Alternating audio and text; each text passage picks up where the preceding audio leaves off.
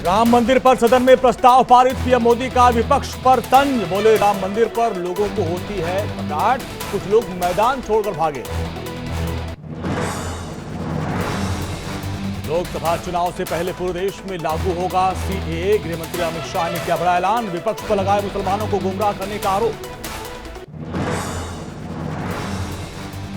UP विधानसभा में CM योगी का विपक्ष पर निशाना। बोले यूपी के नंबर 1 बनने से विरोधियों को परेशानी, विकास कार्यों से विपक्ष नाखुश।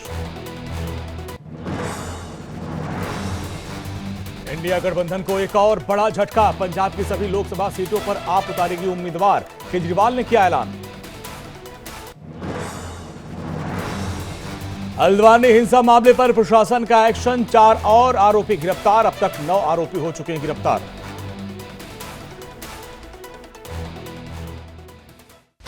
सह प्रायोजक पीरामल फाइनेंस, हम कागज से ज्यादा नियत देखते हैं और अब खाने में आएगा असली स्वाद, राजेश मसाले के साथ।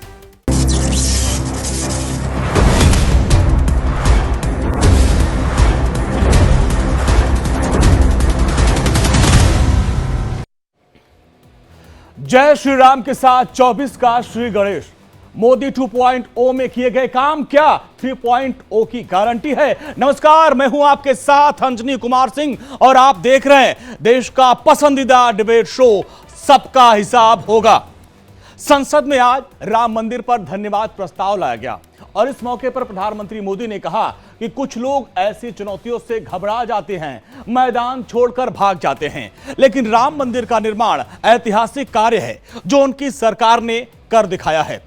उत्तराखंड में यूसीसी लाकर मोदी सरकार ने अपने इरादे साफ कर दिए। पूरे देश में यूनिफॉर्म सिविल कोड का रास्ता बिल्कुल साफ कर दिया गया है।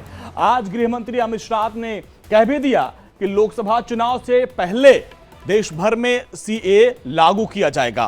प्रधानमंत्री मोदी आज पूरे कॉन्फिडेंस में नजर आ रहे थे और उन्होंने एलानिया तौर पर कहा कि अब की बार 400 के पार, कश्मीर से 370 को हटाना हो या फिर महिला आरक्षण बिल, रक्षा के क्षेत्र में देश की प्रगति हो या फिर दुनिया की 5वीं अर्थव्यवस्था, सबका साथ, सबका विकास और सबके विश्वास, इसी नारे के साथ प्रधानमंत्री मोदी ने 24 किरण की बिसात बिछा दी है।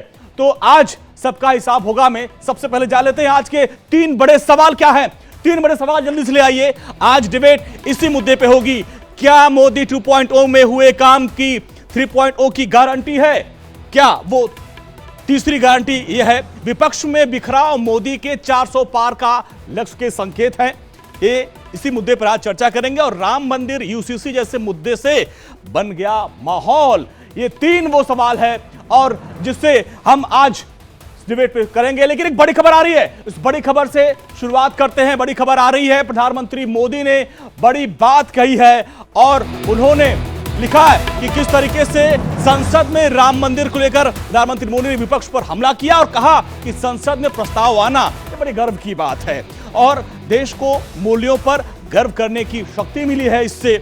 और साथ साथ उन्होंने ऐसा कहा कि ऐसा करने की साहस सभी में नहीं है, कुछ लोग मैदान छोड़कर भाग जाते हैं। विपक्ष पर भी उन्होंने जोरदार हमला किया और कहा कि संसद में राम मंदिर को लेकर उन्होंने जो प्रस्ताव आया उसको लेकर उन्होंने कहा कि ये सौभाग्य की बात है। आज राम मंदिर को लेकर के इस सदन ने जो प्रस्ताव पारित किया है, वे देश की भावी पीढ़ी को इस देश के मूल्यों पर गर्व करने की संवैधानिक शक्ति देगा। ये सही है कि हर किसी में ये सामर्थ्य नहीं होता है कि ऐसी चीज़ों में तो कोई हिम्मत दिखाते हैं, कुछ लोग मैदान छोड़ के भाग जाते हैं।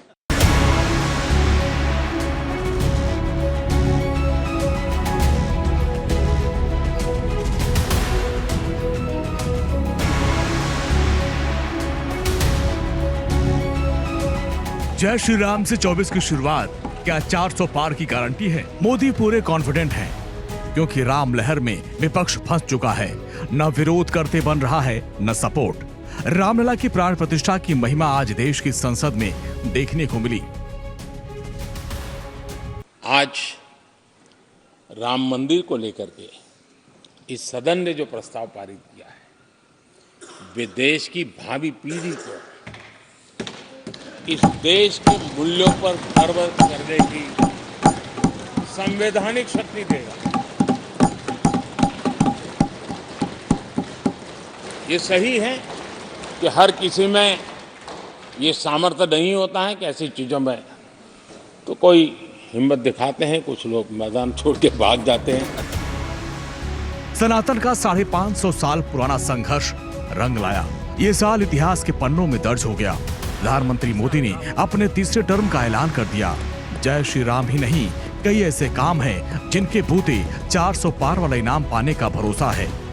विकास का जो रास्ता, विकास की जो दिशा हमने पकड़ी है, इसको हम किसी भी हालत में जरा भी धीमी नहीं होने देना चाहते। आदरणीय सभापति जी, हमारी सरकार का तीसरा टर्म दूर नहीं है।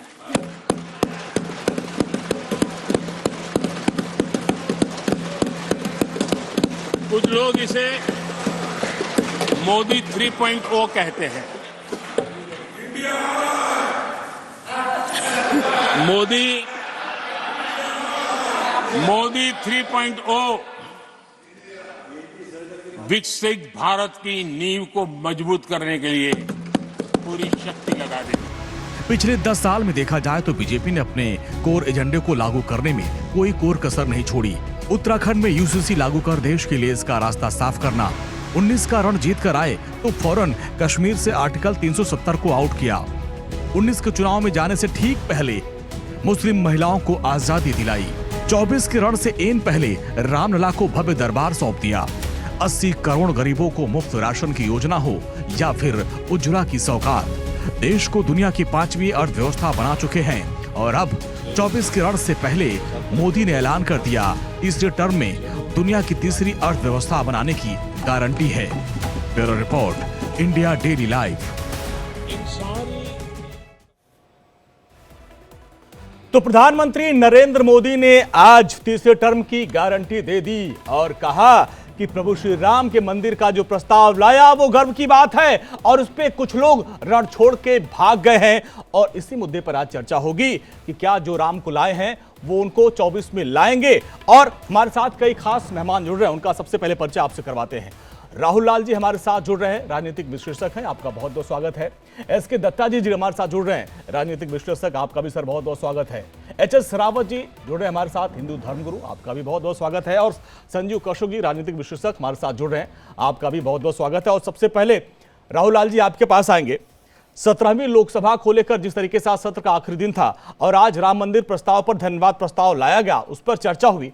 आपको क्या लगता है कि 24 में जो जीत की गारंटी है, रामलला जीत की गारंटी बन रहे हैं मोदी के लिए, क्या इसमें विपक्ष फंस गया है? देखिए, रामलला के मामले में भारतीय जनता पार्टी खुद फंस गई है। अच्छा, क्योंकि देखिए अंजनी जी, सुप्रीम कोर्ट का निर्णय था। सुप्रीम कोर्ट के निर्णय को जिस तरह से, और वो मंदिर बनना ही था, चाहे वो मोदी जी की सरकार होती या किसी अन्य की सरकार होती, तो मंदिर का निर्माण निश्चित ही था।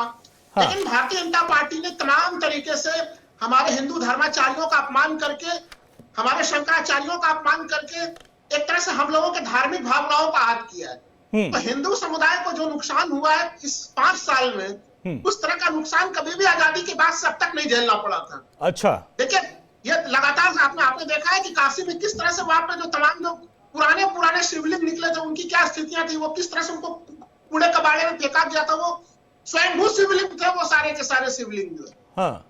इसलिए ये दाव इनका पूरी तरह से फेल है और ना तो राम राज्य के कोई मूल्य मिल रहे हैं। देखिए, आप अगर भगवान राम का मंदिर आपने नहीं, उस मामले पर जनता से नहीं भी देखी, जनता ये भी तो देख रही है ना अंजनी जी। हाँ। कि 10 साल का कार्यकाल पूरा हुआ, क्या इस 10 साल के कार्यकाल में भगवान राम राज्य वाले कोई मूल्य की कोई झलक हम लोगों को दिखी? कोई झलक नहीं दिखी। महंगाई, बेरोजगारी, सब कुछ तूफान के ऊपर। और प्रधानमंत्री कहते हैं गाने नहीं बने महंगाई के ऊपर। अरे भाई, आप गाना बनने ही नहीं दीजिएगा, गाना बनेगा कैसे? आपने अभिव्यक्ति की आजादी के ऊपर रोक लगा के रखी हुई, आपने ईडी, सीबीआई, इनकम टैक्स जैसे तमाम संस्थाओं का उसका दुरुपयोग कर रहे हैं। तो यह स्थितियां बनी हुई है अभी अंजनी जी इस समय। मतलब आप कह रहे हैं कि जो महंगाई डायन खाए जाते हैं, जिसका जिक्र पीएम मोदी ने कहा, इस बार ऐसे गाने बनने पे रोक लगा दी गई है। ठीक है, एच.एस. रावत जी आपके पास आएंगे। राम मंदिर का जो मुद्दा था, ये करीब 550 सालों से इंतजार राम भक्तों के था। लेकिन क्या लगता है कि जो राम लहर पे सवार मोदी सरकार तीसरी का गारंटी है तीसरे कार्यकाल की, क्या राम उनका बेड़ा पार लगाएंगे या फिर जिस तरफ इशारा कर रहे राहुल गांधी उस तरफ भी कुछ जाएगा? अंजनी जी, पहले तो मैं आपको एक चीज बताना चाहता हूं कि राहुल लाल जी कह रहे थे कि हमारे शंकराचार्य, हाँ, इनके शंकराचार्य सुनो, जिन शंकराचार्यों पर गोली चलाई, 70 साधुओं का इन्होंने खून और हत्याएं कर दी बोट क्लब के ऊपर, संसद के ऊपर, उनको कह रही है हमारे शंकराचार्य। और जिस शंकराचार्य के ऊपर लठ बांझे यानी अखिलेश सरकार में और कांग्रेस एक शब्द तक ना बोल सकी, जो वर्तमान शंकराचार्य हैं यानी अब मुक्तेश्वरानंद जी महाराज, उनके ऊपर लाठियां बांधी इन्होंने और उनको कह रहे हैं हमारे शंकराचार्य। यानी एक शब्द ये धर्म के लिए बोले नहीं आज तक, उनके लिए कह रहे हैं हमारे शंकराचार्य। मैं दावे के साथ कह सकता हूं कि भारतीय जनता पार्टी के रथ को कोई रोकने वाला है नहीं। उनका अश्वमेध का घोड़ा दौड़ता रहेगा, पूरे हिंदुस्तान में दौड़ेगा और आगे भी दौड़ेगा। उसका कारण है कि जो पार्टी अपने मैनिफेस्टो में जो वादे करती है, उन वादों पर जो खरा उतरता है, वो कॉन्फिडेंस के साथ कह सकता है 56 इंच के सीने के साथ कि मैंने धारा 370 को खत्म किया, मैंने 3 तलाक को खत्म किया और मैंने भगवान राम मंदिर मैनिफेस्टो में इतने सालों से था उसको कंप्लीट किया। और आगे भी जो यूसीसी का मामला है उसको भी हम कहीं ना कहीं लेकर के आएंगे। जब ऐसे ऐसे वादे किए जाएंगे तो निश्चित तौर पर वोटर उनका साथ देने वाला है। तो राहुल लाल जी जो सपने देख रहे हैं ना, ये देखते रहे, इनके सपने देखने में क्या है। लेकिन एक चीज बता दूं राहुल लाल जी, सुनो, एक चीज बता देता हूं आपको, एक चीज बता देता हूं आपको, सुन लो। आप एक पॉलिटिकल, सुन लीजिए, एक पॉलिटिकल, आप सुनो राहुल लाल जी, आप एक पॉलिटिकल विश्लेषक हैं यहाँ पर, इसलिए आपको वो बात शोभा देती है जो जिसका विजन हो, विजनरी बात करिए।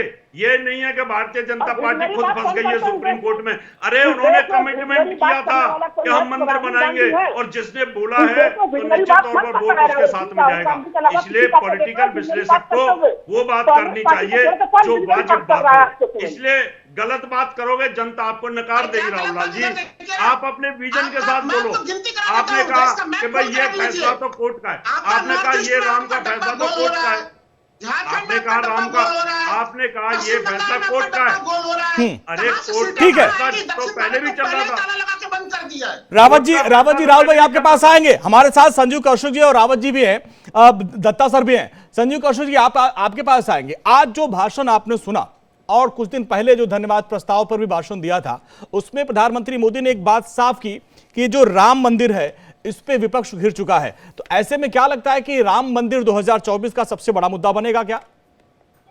देखिए अंजनी जी, देश की राजनीति बिल्कुल निचले स्तर पे है। अच्छा, हमने हिंदुस्तान में ही देखा है, जिस राम राज्य की बात लगातार की जा रही है टीवी चैनलों से लेकर के देश के सदन तक, राम राज्य की परिकल्पना हमने देखी है कि हमारे ही देश का एक सूबा लगातार 2 महीनों से ज्यादा धू-धू करते जलता रहा। और बेटी बहनों के साथ मणिपुर में क्या हुआ, और उसके बाद में जब सदन में बात बोलने की बात आती है और स्टेटमेंट देने की बात आती है तो 36 सेकंड में निपटा दिया जाता है और देश के प्रधानमंत्री सदन में कुछ बोलना नहीं चाहते हैं। स्थिति यहां तक आ जाती है कि विपक्षी पार्टी अविश्वास प्रस्ताव लाती है कि इस पे आप अपनी जुबान खोले और बोले। आज राम मंदिर बन गया, पूरे हिंदुस्तान के लोगों को हर्ष होना चाहिए और है ही। हमें कहने में कोई बुराई नहीं है कि खुशी मुझे भी है, लेकिन अब तो कम से कम राम जी को छोड़ दीजिए। अब तो राम जी को आम जनता के लिए छोड़ दीजिए, उसका दोहन तो नहीं कीजिए। दरअसल जो 405 पार की बात की जा रही है ना, यदि 10 साल तक किए गए कामों के बारे में या उनको यकीन होता कि हमने जो काम किया उसके भरोसे लोग हमें वोट देंगे, तो वो इस 10 साल के बारे में बात करते हैं। जब भी बात कर रही है सरकार तो पिछले इस 10 साल के पिछले 10 साल की बात कर रही है, आने वाले 2047 की बात कर रही है। वो अभी वर्तमान में जीना ही नहीं चाहती सरकार। यदि उन्होंने तो साफ कहा कि दूसरे कार्यकाल में जो हमने काम किया वो तीसरे कार्यकाल में जीत की गारंटी है। सुन तो लीजिए। और वो डंके की चोट पे कहते हैं कि 10 साल पहले की कारगुजारियों को यदि हम रखते तो देश में अविश्वास का वातावरण बनता और लोग कहते कि राजनीति हो रही है। साहब, राजनीति तो अब कर रहे हैं आप, उस समय क्या राजनीति करते आप? राजनीति करने की वजह से लोगों ने आपको एक उम्मीद की किरण आपने दिखाई थी, लोगों ने आपको वोट दिया, आप सत्ता में काबिज हो गए। उसी समय आपको ये बात करनी चाहिए थी, लेकिन आप तब कर रहे हैं जब चला चली की बेला है और आपको लग रहा है कि दोबारा हमारे पास कोई विकल्प नहीं बच रहा है। हम राम के नाम पे ध्रुवीकरण के अलावे इनके पास दूसरा कोई विकल्प नहीं है। अब देखिए ना, यदि ये आएंगे आएंगे और ये भी सवाल रहेगा, क्या राम के नाम पे विपक्ष फंस चुका है? दत्ता सर के पे जाएंगे, लेकिन आज जो बहस चल रही थी उसमें कुछ दिलचस्प बातें सामने आई हैं, वो आपके सामने रखते हैं। संसद में राम मंदिर को लेकर जो प्रस्ताव के दौरान ओवैसी और निशिकांत दुबे के बीच बाबर को लेकर बहस छिड़ गई। अब आपको वो दोनों लोगों के बयान सुनवाते हैं, किस तरीके से माहौल गरमाया। केवल एक प्रश्न का जवाब ओवैसी साहब दे दें कि बाबर को वो आक्रमणकारी मानते हैं या नहीं मानते? पुष्पमित्रा संघा को आप क्या मानते हैं? बताओ, पुष्पमित्रा संघा को आप क्या मानते हैं? जम्मू के वो कश्मीर के वो राजा को क्या मानते हैं जिसके पास एक फौज थी मंदिरों को तोड़ने के लिए? आप क्या मानते हैं? यही तो मैं कह रहा हूं कि निशिकांत दुबे 47 में आजादी मिली असदुद्दीन ओवैसी से बाबर की बात पूछ रहे हैं। तुम गांधी की बात पूछते, तुम बोस की बात पूछते, तुम जलियांवाला बाग की बात पूछते, तुम काला पानी में जो मुसलमान शहीद हो गए उनकी बात पूछते, मगर बाबर की बात पूछी जाती है। तो देखिए, दिलचस्प बहस हुई इस दौरान। इसके पहले ओवैसी ने बाबरी मस्जिद जिंदाबाद के 2 बार नारे लगाए थे, और जब प्रधानमंत्री मोदी अंदर आते हैं सदन में तो जय श्री राम के नारे लगते हैं। इस पर भी हम बहस करेंगे, लेकिन एसके दत्ता सर आपके पास आते हैं। सारे वक्ताओं को आपने सुना। आज प्रधानमंत्री मोदी ने अपने अभिभाषण में साफ साफ कहा कि जो दूसरे कार्यकाल में उन्होंने काम किया था उससे तीसरे कार्यकाल की जीत की गारंटी मिलती है। गारंटी तो है, बिल्कुल। सबसे पहले जय श्री राम, हर हर महादेव बोल के ही अपनी बात रखता हूं।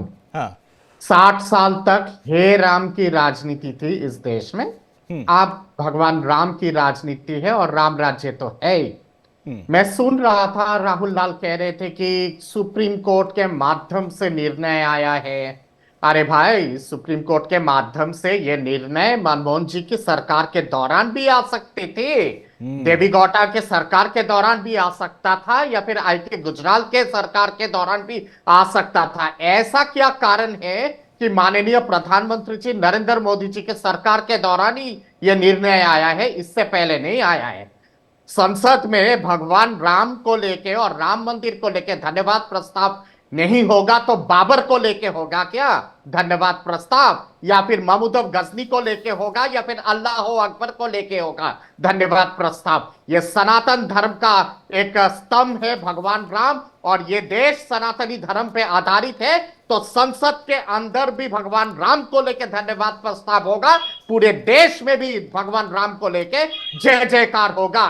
इंडी पिंडी रवालपिंडी तो टूट गई है, बिहार में टूटी, बंगाल में ममता अलग हो गई, अब यूपी पहुंचते पहुंचते आरएलडी राममय होके भगवान राम के शरण में आ गए। तो कहां पे चुनौती है भाई? मुंगेरी लाल के हसीन सपने देखने हैं, बेशक देखो। लेकिन संजीव जी तो ये कह रहे दत्ता सर, संजीव जी कह रहे भाई राम मंदिर बन गया, अब राम मंदिर बन गया, अब तो आप काम के बूते जाइए, राम मंदिर को अब श्रद्धालुओं भरोसे छोड़ दीजिए। ऑस्ट्रिच का शून्य मिल रहा है।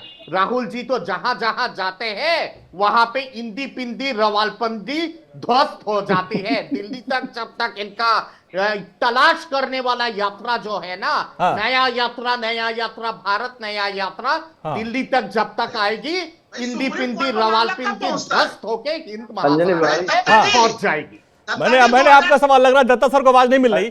दत्ता जी, संजीव कौशिक ने सवाल किया कि भाई अगर राम मंदिर बन गया तो अब जो है आप मुद्दों पे आइए, राम मंदिर के सहारे कब तक जो है आप भाषण देते रहेंगे? मुद्दे तो है, मुद्दे बेशक है। 10 साल का जो सुशासन है, 10 साल का जो गवर्नेंस है, जो भारत का उफाम हुआ है, 5वीं स्थान पे इकोनॉमी आ गई है, 2028 तक 3रे स्थान पे आ जाएगी। ये सब तो मुद्दे हैं, पर इसके साथ साथ मुद्दे ये भी है, मथुरा भी है, काशी भी है, अयोध्या भी है, ये भी मुद्दे हैं। दोनों मुद्दे लेके चुनाव में जाएंगे और दोनों मुद्दे लेके माननीय प्रधानमंत्री जी का नेतृत्व के माध्यम से पूरा भव्य जय। राहुल लाल जी अभी विपक्ष जो है रामलला के नाम पे घबराया हुआ है। दत्ता जी कह रहे हैं अभी तो ये झांकी है, काशी और मथुरा बाकी है और उसके भी लकीर खींच दी गई है। बिल्कुल बाकी है। शुरू से कहा गया है कि क्लियर कर दूं। अयोध्या है, मथुरा है, काशी है। सुन तो लीजिए मथुरा दत्ता और जी। काशी पे अदालत के दत्ता जी, उस पे हर दिन सुनवाई लोगों को हो रही, दिग्भ्रमित करने का चाहे वो काम मत कर अदालत के दीजिए। माध्यम से उसका समाधान निकले या तो फिर आपस में बातचीत करके समाधान निकले, पर मथुरा काशी पे किसी तरह का ठीक है, compromise राहुल लाल जी हो जवाब नहीं दीजिए। सकता है। राहुल लाल जी, देखिए, सबसे महत्वपूर्ण चीज अभी इन्होंने क्या कहा कि सुप्रीम कोर्ट का फैसला ना वो तो आ सकता था, देवगौड़ा जी के समय में भी आ सकता था, मनमोहन सिंह जी के समय में क्यों भी आ नहीं सकता आया था। फिर? देवेगौड़ा जी के समय पे क्यों नहीं आया? मनमोहन जी के समय पे क्यों नहीं आया सुप्रीम कोर्ट का फैसला? अभी क्यों आया? लोअर कोर्ट से चलते हुए सुप्रीम कोर्ट में आया। अभी क्यों आया? फास्ट ट्रैक मैकेनिज्म किसने तैयार किया था? नरेंद्र मोदी जी ने तैयार किए थे। मनमोहन जी ने क्यों तैयार नहीं किया था? डेली बेसिस पे सुनवाई फास्ट ट्रैक मैकेनिज्म के माध्यम से क्यों तैयार नहीं हुआ था? आप लोगों ने तो सुप्रीम कोर्ट पे जाके कहा था कि भगवान राम काल्पनिक है, राम सेतु को ध्वस्त करो, तोड़ो, भगवान राम का कोई अस्तित्व नहीं है, किसने कहा था? एफिडेविट किसने डाला था? दुनिया के इशारे पे। अब दत्ता जी जरा इनको सुन लेते हैं। दत्ता जी राहुल लाल जी को सुन लेते हैं। जाके डाले थे। आप लोग तो भगवान राम को कभी मानते ही नहीं थे जी। जीवन भर। राहुल लाल जी बोलिए, आप भी राहुल लाल जी जी दत्ता जी राहुल लाल जी जवाब दीजिए। राम राम राम हाँ, राम कर दिया। राहुल लाल जी, कुछ समय तक आप भी यही सवाल उठाते थे कि मंदिर वहीं बनाएंगे, तारीख नहीं बताएंगे, सवाल ये आप भी उठाते थे। मंदिर तो बन गया, तारीख भी बता दिया। सुन लीजिए दत्ता जी, सुन लीजिए। मंदिर भी बन गया। दत्ता जी सुन लीजिए। ये पहले से ही तय था कि मंदिर वहीं पे बनेगा, अदालत के माध्यम से बना है, निर्णय हुआ है, सुप्रीम कोर्ट ने माननीय सुप्रीम कोर्ट ने निर्णय दिया और मंदिर बनी। जानकारी बढ़ा दूं, 1993 में कांग्रेस अध्यादेश लेकर आई थी और उस अध्यादेश का अरे किनको मानते हैं आप? किनको मानते हैं? भगवान राम को मानते हैं ना बाबर को मानते हैं? जरा ये इस चीज का खुलासा कर दीजिए। हर समय बाबर का और औरंगजेब का गुणगान क्यों गाते हैं? माला क्यों जपते हैं बाबर का और औरंगजेब का? तुष्टिकरण की क्लिनिक होती है, इतना ही तुष्टिकरण करना है तो जाइए लाहौर, जाइए रावलपिंडी और जाइए कबूल। यहाँ पे क्यों बैठे हुए थे? इतना ही अगर तुष्टिकरण इतना ही अगर पसंद है तो जाइए ना वहां पे। भगवान राम से अगर इतनी ही प्रॉब्लम होती है, राम नाम लेने में अगर इतनी ही प्रॉब्लम होती है तो सनातन धर्म पे आस्था रखना छोड़ दीजिए ना। राहुल लाल के जगह पे मोहम्मद लाल अपना नाम। ठीक है दत्ता जी, देखिए यही तो लोकतंत्र है, सबको अपनी बात रखने का हक है और राहुल लाल जी अपनी बात रख रहे हैं। लेकिन इन सबके बीच आएंगे आपके पास, राम मंदिर को लेकर जब संसद में चर्चा हो रही थी तो ओवैसी ने मोदी सरकार पर तीखा प्रहार किया और पूछा कि क्या मोदी सरकार एक समुदाय विशेष की ही सरकार है। सुनिए क्या कुछ कहा उन्होंने। क्या मोदी सरकार एक समुदाय एक मजहब की सरकार है? क्या मोदी सरकार सिर्फ एक फिक्र और नजरिया हिंदुत्व की सरकार है? क्या इस देश का, इस गवर्नमेंट ऑफ इंडिया का कोई मजहब है? क्या ये सरकार 22 जनवरी का पैगाम देकर ये बताना चाहती है कि एक मजहब को दूसरे मजहब के मानने वालों पर गलबा और कामयाबी मिली? सर, क्या मैं बाबर का स्पोक्स पर्सन हूं? क्या मैं जिना का स्पोक्स पर्सन हूं? क्या मैं औरंगजेब का स्पोक्स पर्सन हूं? बताइए सर, आखिर मैं कहां तक आप मुझे लेकर जाएंगे?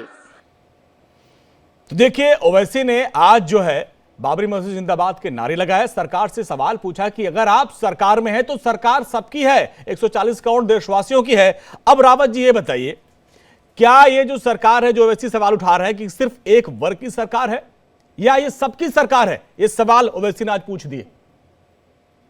देखिए अंजनी जी, ओवैसी साहब के दिमाग में ने बहुत बड़ा जहर भरा हुआ है। वो कह रहे हैं कि मैं कोई जिन्ना का प्रवक्ता नहीं, मैं कोई बाबर का प्रवक्ता नहीं हूं, लेकिन ये उन्हीं के पद चिन्हों पर चलना चाहते हैं। ये जिन्ना बनना चाहते हैं इस देश के लिए। ये जो पार्लियामेंट में जो इनकी टोपी पहनी रहती है और ये लगातार जो जहर उगलते हैं, ये जो हमेशा बाबरी मस्जिद की पैरोकारी करते हैं और ये कहते हैं, मुसलमान बच्चों को भड़काते हैं कि आप कहां सो रहे हो, आपकी बाबरी छीन ली, आगे मस्जिदें छीनी जा रही हैं। यानी ये एक वर्ग की सरकार नहीं, एक वर्ग की सरकार होती तो जितनी भी सरकारी योजना है ना, एक ही वर्ग को मिलती, फिर सभी वर्ग को ना मिलती। ये जितनी भी सुविधाएं मिल रही है ना, एक वर्ग को ना मिलती, ये सबको मिलती। ये जितनी भी 12 स्वाभिमान ट्रेन, वंदे मातरम ट्रेन, जितनी भी ट्रेनें चल रही हैं, इसमें खाली एक वर्ग नहीं चलता। यानी जो विकास एयरपोर्ट के हो रहे हैं उनमें एक वर्ग नहीं उतरेगा, उसमें हिंदू भी उतरेगा, मुसलमान भी उतरेगा। इसलिए ये सिर्फ भड़काने का काम करते हैं ओवैसी साहब, क्योंकि जो भी सरकारें आई हैं इन्होंने अपने एजेंडों को सेट किया है। अगर मान लो गठबंधन की सरकारें आई तो उन्होंने हिंदुओं के जो मुद्दे थे उनको खड्डे में डाला, कांग्रेस ने खड्डे में डाला, इनको कहीं ना कहीं सब्सिडी देते रहे, इनकी बातों को मानते रहे, इसलिए ये भड़काने का काम कर रहे हैं ओवैसी साहब। वहां पार्लियामेंट में बैठे सांसदों को इनका मुंहतोड़ जवाब देना चाहिए था कि हाँ तुम प्रवक्ता हो बाबर के, अगर बाबर के प्रवक्ता ना होते तो बार बार बाबरी मस्जिद को दोबारा बनाने की बात ना करते। इसलिए इनके अंदर बार बार जहर भरा हुआ है। ये जिन्ना के भी प्रवक्ता है, बाबर के भी, और औरंगजेब की। जो औरंगजेब को महान व्यक्ति बताता है तो उसका प्रवक्ता निश्चित। संजीव कौशल जी, देखिए आज बहुत बड़ी बात प्रधानमंत्री मोदी ने कही। उन्होंने कहा कि राम के नाम से कुछ लोग बचते हैं और जब बहस होती है तो भाग जाते हैं। क्या आपको लगता है जो लोग कभी राम को काल्पनिक बताते थे, राम सेतु के मुद्दे पर जो लोग बोलते थे राम तो काल्पनिक पात्र हैं, अब जब निमंत्रण दिया गया उस वक्त भी लोग बचते नजर आए, तो क्या लगता है कि ये जो राम लहर है और राम का जो दाव बीजेपी ने चला उसमें विपक्ष फंस गया है? अंजनी भाई, कहां आपको राम लहर दिखता है? जब जो लोग विकास की बातें कर रहे थे, तो उन्हें न विकास पे भरोसा है न राम के लहर पे भरोसा है। यदि राम और विकास पे भरोसा होता तो ये तोड़ जोड़ की राजनीति नहीं होती। मैंने अभी कहा कि राजनीति सबसे निचले स्तर पे है। भारत रत्न को क्या बना दिया गया? आपको आसाम नहीं, मेरे सवाल पे आइएगा सर, फिर आप भारत रत्न पे आते हैं। जो लोग राम को काल्पनिक कर रहे थे वो प्रभु राम को अपना वंशज बता रहे हैं। हम आपके सवाल पे भी हम आपके भी सवाल पे आ रहे हैं ना। हम सिर्फ ये कह रहे हैं कि असम को साधना होता है तो उस समय भूपेन हजारिका को भारत दे देते हैं, बंगाल को साधना होता है तो मुखर्जी साहब को दे देते हैं, बिहार को साधना होता है तो चौधरी चरण सिंह को दे देते हैं, यहाँ कर्पूरी ठाकुर को दे देते हैं, और यहाँ यदि RLD को साधना होता है तो चौधरी चरण सिंह को दे देते हैं। आपने क्या बना दिया? हिंदुस्तान के सबसे प्रतिष्ठित पुरस्कार को क्या बना दिया आपने? आप जरा गौर करके देखिए। मैं फिर दोबारा और आपकी बात पे मैं आ जाता हूँ। आप कहते हैं कि राम से, अरे साहब, राम को मानने वाले और राम को अपने दिलों में बसाने वाले राम के आदर्श पर चलते तो राम ने त्याग कर दिया था अपने सिंहासन का और वन की तरफ चले गए थे। यहाँ तो सत्ता के लालच में लोग तरह तरह से नकली वेशभूषा बना करके रेड कारपेट पे चलते राज्य का कायम करने की वही तो सवाल सर मेरा कि जो लोग राम को काल्पनिक बताते थे, ऐसी क्या मजबूरी आ गई? कह रहे राम हमारे वंशज थे। अरे राम हमारे वंशज, ये कौन तय करेगा? राम हमारे वंशज थे, हम सनातनी है तो हम तय करेंगे या कोई और तय करेगा? हम सिर्फ ये कह रहे हैं कि जो मंदिर की बात है, मंदिर में यदि कोई नहीं गया या उस वक्त इस तरह की बात हो रही थी, तो अभी भी मैं कह रहा हूं कि वो भारतीय जनता पार्टी का एक कार्यक्रम था जिसे लगातार वो खींचना चाहती थी। आगे भी ये आज का जो धन्यवाद प्रस्ताव है, क्या है ये? उन्हें यदि यकीन होता अपने कामों पर तो फिर इसको ये आगे खींचने का प्रयास नहीं करते। लगातार 2024 तक के ध्रुवीकरण का प्रयास करेंगे, UCC लेकर के एक दूसरे संप्रदाय के बीच में वो खाई पैदा करने की कोशिश करेंगे। इनका मुख्य हथियार यही है और देश की जनता ये बात समझ रही है कि सरकारी मुद्दों से आप नजर लोगों को भटकाना चाहते हैं, लोगों के नजर के सामने से हटाना चाहते हैं। लेकिन संजीव जी, मेरा सवाल अभी वही रहेगा, क्या राम मंदिर के मुद्दे पर विपक्ष फंस चुका है? क्योंकि न वो वहां जा रहा है, न निमंत्रण स्वीकार कर रहा है, ना स्वीकार कर रहा है। 22 तारीख को विपक्ष नहीं, जो 22 तारीख को नहीं पहुंचे थे, क्या लगता है कि वो एक बार काल्पनिक बोलते हैं, वंशज बोलते हैं, फंस चुके हैं इसमें? 21 को जाएंगे तो राम जी वहां नहीं मिलेंगे और 23 को जाएंगे तो राम जी नहीं मिलेंगे, केवल 22 को ही राम जी वहां मिलने वाले थे क्या? किस विपक्षी नेताओं ने कहा कि हम कभी नहीं जाएंगे? सबने कहा कि हम 22, जिसने विरोध किया उसने कहा कि 22 तारीख के भारतीय जनता पार्टी के इवेंट का हम हिस्सा नहीं बनना चाहते। बात खत्म है। उससे आगे जाएंगे, उसके बाद में जाएंगे, और नेता लगातार जाने वाले जा रहे हैं, उससे पहले भी गए हैं। लेकिन जो भारतीय जनता पार्टी प्रपंच रचने का प्रयास कर रही है धर्म के नाम पर, वो बेहद खतरनाक है। सरकारी मुद्दों की बात करें, हिम्मत है तो लोगों को बताया कि हमें 10 साल कम होता है क्या? 10 साल शासन किया आपने, आपके जो मैनिफेस्टो में है निकाले मैनिफेस्टो, 3-4 चीजों को छोड़ करके आपने 3 तलाक आपने खत्म करवा दिया, 370 खत्म करवा दिया, मंदिर बना दिया। अरे एक नौजवान पूछता है कि इससे हमारे सेहत पर क्या फर्क पड़ने वाला, ये बताइए। हमारे शिक्षा और रोजगार की बात कीजिए, महंगाई की बात कीजिए, उसके बारे में ठीक है। एसके दत्ता जी वो कह रहे हैं कि राम मंदिर, UCC, ट्रिपल तलाक ये मुद्दा है, लेकिन जो मूल मुद्दे हैं उस पे जो है सरकार बच रही है। दत्ता साहब, देखिए, अगर मूल मुद्दों पे अगर काम नहीं होती, कोविड को जिस हिसाब से संभाला गया था और उसके साथ 80 करोड़ लोगों को जो लगातार राशन दी जा रही है, तमाम जितने सारे सामाजिक योजनाओं को चलाया जा रहा है, ये सब योजनाएं अगर जनता अगर इसकी शाबाशी नहीं करती और सराहना नहीं करती तो लगातार चुनाव भारतीय जनता पार्टी जीतती नहीं है। अरे कैसे वंशधर हो भाई भगवान राम के, और कैसे भगवान राम के वंशज हो जिन लोगों ने राम भक्तों पे और आपके कार सेवकों पे गोली चलाई, जिन लोगों ने भगवान राम को काल्पनिक कहा, जिन लोगों ने राम सेतु को तोड़ने की कोशिश किया, वही लोग आज कह रहे हम लोग तो भगवान राम के ही वंश के हैं। कैसे वंश के थे भाई? जब आप राम भक्तों के ऊपर गोली चलाने की नौबत आ गई थी आप लोगों की, और गोली चला दिए। भारत रत्न को लेके इन्होंने बात किया कि ऐसे महान एक अवार्ड है, इस पे किस तरह का राजनीति हो रहा है। सवाल यहाँ पे है कि हमारे देश में ऐसे महान महापुरुष रहे, कर्पूरी ठाकुर जी जैसे, स्वामीनाथन जी जैसे, नरसिम्हा राव जी जैसे, जिनको इन लोगों ने कभी भारत रत्न देने का सपना तक नहीं देखा था। ऐसे बहुत सारे महान महापुरुष वंचित रह गए, जिसके चलते आप ये सरकार ऐसे महान महापुरुषों को भारत रत्न दे रही है। इस पे भी इनको प्रॉब्लम हो रही है। प्रॉब्लम इसलिए हो रही है क्योंकि ये तो हमेशा से दलित विरोधी रहे, ओबीसी विरोधी रहे, हिंदू विरोधी रहे, क्षेत्र के विरोधी रहे, सारी चीजों के विरोधी रहे, इसलिए हजम नहीं हो पा रहा है ना। कर्पूरी ठाकुर को कैसे दे देते, नरसिम्हा राव को कैसे भारत रत्न दे देते? ये राजनीति का स्तर है, ये राजनीति का स्तर है। तो भारत रत्न दे देते हैं सौदेबाजी करने के लिए। नहीं संजीव जी, क्या चौधरी चरण सिंह को जो भारत रत्न मिला आप उसका समर्थन नहीं करते? एक मिनट दत्ता सर, संजीव जी, चौधरी चरण सिंह को भारत रत्न मिला, क्या आप इसका समर्थन नहीं करते? आप खुश नहीं है? 10% मिलना चाहिए, और जितने लोगों को मिला सबको मिलना चाहिए। क्या मिला, क्यों मिला, किस तरह की मिलना चाहिए था या नहीं? किस मतलब नहीं दिए थे? कर्पूरी ठाकुर को किस कहता हो कि नहीं, आप यदि हमें इस तरह के सम्मान से नवाजते हैं और ये सीटें हमें दे देते हैं, उसके बाद में हम आपके खेमे में आ जाएंगे, और ये खबर चलती है 2 दिनों के बाद में पता चलता है कि नहीं उनको भी नवाज दिया गया। ये बेहद खतरनाक है। ये नहीं करते यदि ये कर्पूरी ठाकुर और जिस तरीके से चौधरी साहब को भारत रत्न मिला, आप क्या स्वागत करते हैं? बिल्कुल स्वागत करना। तो फिर इफ बट क्यों मिलना? दिक्कत इस बात की है कि उनको देने के बाद में जो राजनीति की गई है, उनके बहाने जिस तरह से खेमा बदलने की कोशिश की गई। बिहार में क्या देखा आपने देखा, हमने भी देखा किस तरह से एक पुरस्कार देकर के अपने पाले में मिला लेना, चलती हुई सरकार को तोड़ देना, एक नई सरकार की जिसको क्या भारत रत्न से सरकारें बदल जाती हैं? आप ये कहना चाहते हैं? ठीक है दत्ता सर, आप जवाब दीजिए। ये कह रहे हैं कि भारत रत्न देने से वहां नीतीश कुमार पाला बदल सकते हैं। क्या भारत रत्न इस लेवल पे हो गया कि सम्मान देने से सरकारें बदल जाती हैं? आप ये कहना चाहते हैं? तो चुभन इसी बात की हो गई ना, इनको मिर्ची इसी बात की हो गई क्योंकि 60 साल तक तो इन लोगों ने सही लोगों को किसी भी तरह से पुरस्कार से सम्मानित नहीं किए ना। कर्पूरी ठाकुर को इन लोगों ने कभी एक्नॉलेज नहीं किया, स्वामीनाथन जी को इन लोगों ने कभी एक्नॉलेज नहीं किया, नरसिम्हा राव को इन लोगों ने कभी एक्नॉलेज नहीं किया, चौधरी चरण सिंह को इन लोगों ने एक्नॉलेज नहीं किया।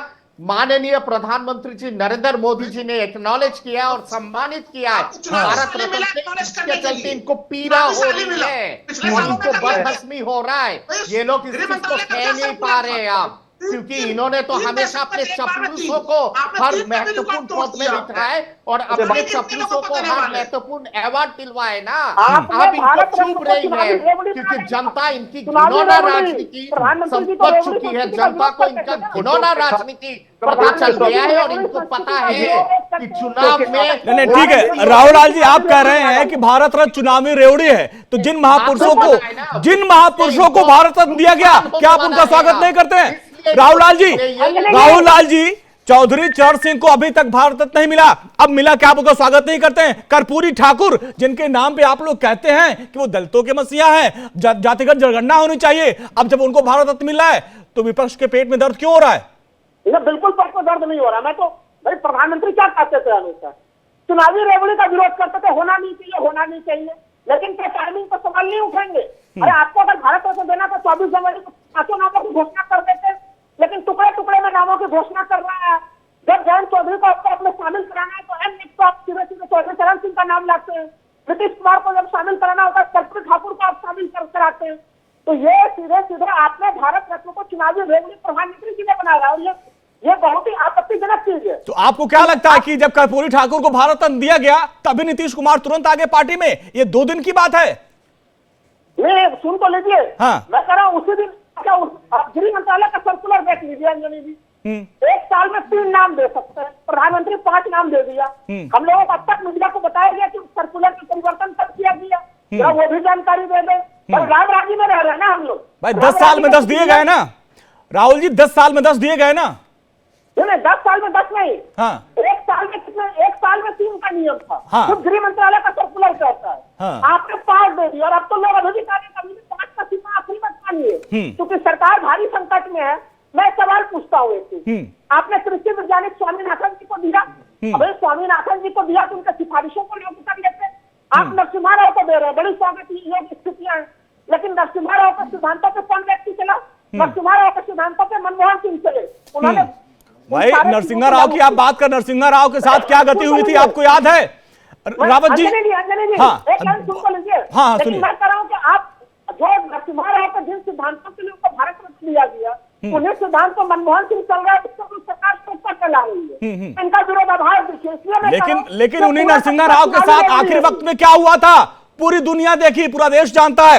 रावत जी, एच.एस. रावत जी, अब देखिए यहाँ पे भारत रत्न में भी सियासत शुरू हो चुकी है। भारत रत्न जो सम्मान दिया गया उसको भी 24 से जोड़ के देखा जा रहा है। देखो अंजनी जी, एक चीज बता देता हूँ, सुनो राहुल लाल जी, सुन लीजिए। आप लोगों का जब सत्ता में थे तो आपका विजन नहीं था, और जब किसी पार्टी के पास विजन नहीं होता है तो उनके पास अपोजिशन करने के अलावा और कुछ नहीं होता। भारतीय जनता पार्टी के प्रधानमंत्री जो इस समय नरेंद्र मोदी जी हैं, उनका विजन और उनका अनुभव विश्व लेवल पर, राष्ट्र लेवल पर बड़ा जबरदस्त है। वो अपने जो उनके पास अधिकार हैं उनका वो इस्तेमाल कर रहे हैं। ये आप भी दे सकते थे, 10 साल मनमोहन सिंह रहे, आप भी उस समय दे सकते थे। आपके दिमाग में क्यों नहीं आई बातें? ये आपके दिमाग में भी तो आनी चाहिए ना। यही तो पॉलिटिकल विजन होता है व्यक्ति का, कि वो अपने हिसाब से हर चीज को सेट करेगा, और फिर आपको पूछ के थोड़ी दिया जाएगा। आपको पूछ के भारत रत्न देंगे कि बताओ राहुल लाल जी किसको भारत रत्न दिया जाए? ये तो आदमी की सोच है, ये अंदर से रेस्पेक्ट होता है, उसका वर्क होता है। चौधरी चरण सिंह ने उत्तर प्रदेश में 3 बार मुख्यमंत्री रहे थे, काम किया, आपने राम मंदिर बनाया, लेकिन राम राज्य के मूल्य नहीं है। आपने अगर जिन लोगों को भारत रत्न दिया, उनके किसी भी चीज को लागू करने की कोई कर्पूरी ठाकुर जी ने बिहार के अंदर काम किया तो उनको दिया गया। तो इसलिए आप ये उंगली नहीं उठा सकते। पूरा जीवन जनसंघ में लगाया, ये सरकार का अपना तो यानी कर्पूरी ठाकुर जब से कहां पर किस चीज का इस्तेमाल आज आपको लग रहा है कि बिहार में आपको करेगी। जब सरकार चलानी है तो ये थोड़ी होता है कि आपको पूछ कर सरकार चलाई जाएगी। सरकार चलाने का अधिकार उनके पास है, वो अपने हिसाब से अपने मंत्रिमंडल से बात करके अपनी मिनिस्ट्री से बात करके सरकार चलाएगी। इसलिए तुम्हारा कोई योगदान नहीं। ठीक है, देखिए 17वीं लोकसभा का जिक्र आज प्रधानमंत्री मोदी ने कहा। उन्होंने कहा कि 17वीं लोकसभा को याद किया जाएगा महिला शक्ति वंदन के लिए, 370 के लिए, इसके अलावा 4 करोड़ लोगों को घर के लिए। इसके अलावा जिस तरीके से उन्होंने कहा कि अब तीसरी अर्थव्यवस्था की ओर हम लोग अग्रसर हो रहे हैं, इसी मुद्दे पर 24 की गारंटी दे रहे हैं कौशिक साहब। हाँ, निश्चित तौर पर काम भी है और राम का नाम भी है। नहीं, मैं बार बार ये बात कहता हूं कि जब आप सरकारी मुद्दों की बात करते हैं तो मुद्दे बताइए, आपने जो बता रहे हैं ना बताइए ना, फिर कोई दिक्कत नहीं है हमें। लेकिन जब आप राम के नाम पर, जब आप दूसरे पार्टियों को प्रताड़ित करते हैं, दूसरे पार्टियों को तोड़ करके अपने खेमे में लाने का प्रयास करते हैं, इस तरह से इस चुनावी वेला में जिस तरह से आपने देश के सर्वोच्च पुरस्कार इंडिया गठबंधन ने एक मेला लगाया, अब उनके साथी टूट के भाग रहे, उनके आपस में मतभेद है। भाई इंडिया गठबंधन के साथियों को एकजुट होना चाहिए ना, कि सिर्फ तस्वीरों में फोटो खिंचवाएंगे वो लोग मंच पे। नहीं भाई, भारतीय जनता पार्टी की पहली सरकार जब अटल बिहारी वाजपेयी की बनी थी तो 2 दर्जन से ज्यादा पार्टियां थी उसमें से। हाँ। और मजे की बात यह है कि इसमें से अधिकांशतः पार्टी, आम आदमी पार्टी का तो उदय नहीं हुआ था, और कांग्रेस कभी भारतीय जनता पार्टी के साथ नहीं रही। अधिकांशतः वो पार्टियां हैं जिसके साथ भारतीय जनता पार्टी सत्ता में रही है, और भारतीय जनता पार्टी के हर एक नीति और रणनीति को ये सारी पार्टियां समझती है। गठबंधन की राजनीति को भला भारतीय जनता पार्टी से बेहतर कौन समझ सकता है? डर इसी बात का है। तो लेकिन समस्या ये है ना, आप सवाल यही रहेगा कि इंडिया गठबंधन एकजुट क्यों नहीं हो पा रहा है, इंडिया गठबंधन में बिखराव क्यों हो रहा है? और यही तो मोदी की फिर ताकत बन जाएगी। अगर इंडिया गठबंधन एकजुट होकर लड़ता तो टक्कर तो दे पाते।